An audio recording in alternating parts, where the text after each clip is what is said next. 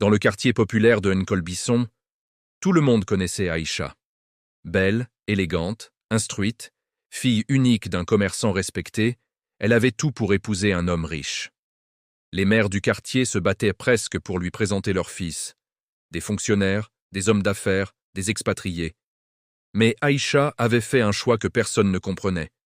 Elle aimait Samba. Samba n'avait rien. Pas de maison, pas de voiture, pas de compte en banque. Il vivait dans une petite chambre en planche, derrière un vieux garage. Il gagnait sa vie en réparant des téléphones usagés au marché. Certains jours, il mangeait. D'autres jours, il se contentait d'eau. Quand la rumeur s'est répandue qu'Aïcha voulait l'épouser, le quartier a explosé. « Tu es folle !» cria sa tante. « Une fille comme toi avec un homme pareil ?» L'amour ne remplit pas la marmite. Son père, Moussa, homme strict et fier, convoqua Samba. « Jeune homme, qu'as-tu à offrir à ma fille ?» Samba baissa les yeux. « Rien, papa, à part mon respect, mon travail et ma parole. » Le silence fut lourd. « Alors tu n'es pas digne d'elle. » Mais Aïcha se leva. « Papa, je préfère un homme pauvre avec un bon cœur qu'un homme riche sans âme. » Ce jour-là, Moussa déclara « Si tu l'épouses, ne reviens plus jamais ici demander de l'aide. » Le mariage fut simple, très simple. Pas de grande fête, pas de cadeaux luxueux, beaucoup de moqueries. Elle a gaspillé sa vie. Dans un an, elle reviendra en pleurant. Aïcha et Samba commencèrent leur vie ensemble dans la petite chambre. Les premières années furent dures, très dures. Aïcha vendit ses bijoux pour manger. Samba travaillait jour et nuit. Parfois, il dormait sans dîner.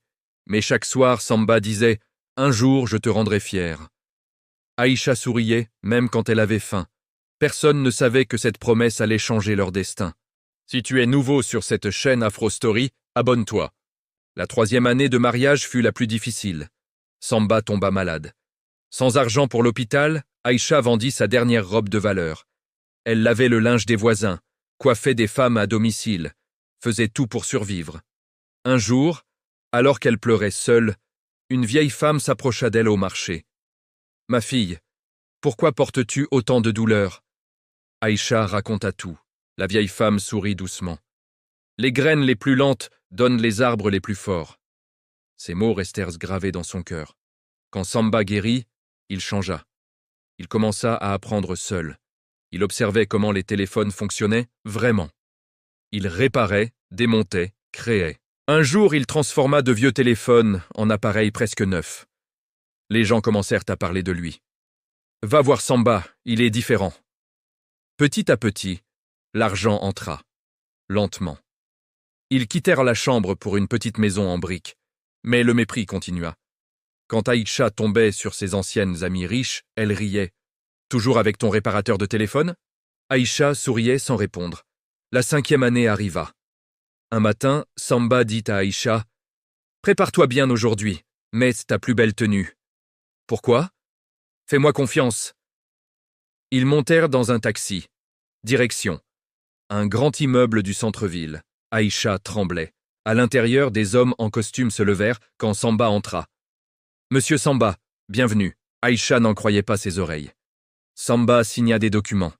Il était devenu cofondateur d'une entreprise de recyclage électronique, financée par des investisseurs étrangers. Aïcha pleura, mais ce n'était que le début. Si tu es nouveau sur cette chaîne Afro Story, abonne-toi. La nouvelle se répandit comme le feu. Samba n'était plus pauvre, mais il n'était pas devenu arrogant. Il acheta une maison, sans oublier d'où il venait. Un jour, Aïcha reçut un message de son père.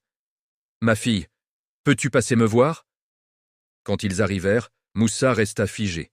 Samba sortit d'un véhicule luxueux. « C'est lui ?» murmura quelqu'un.